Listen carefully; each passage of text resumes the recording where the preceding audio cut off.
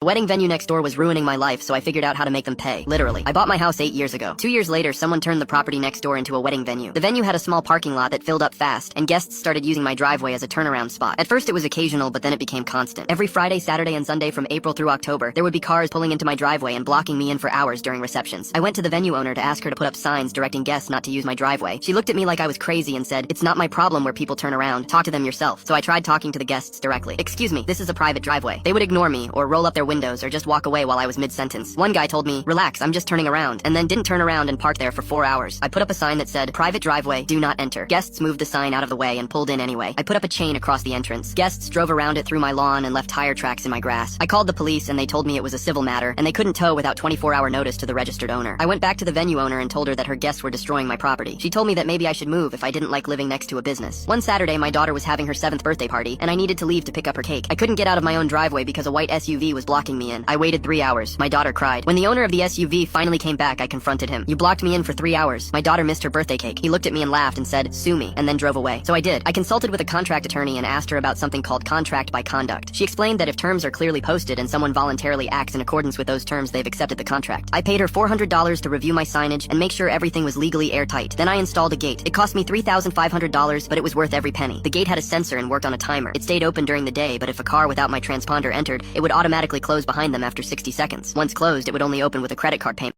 Scan the QR code to download TikTok. The subsequent story endings are explosive and full of hidden surprises waiting for you. You can also get rewards by creating a new account.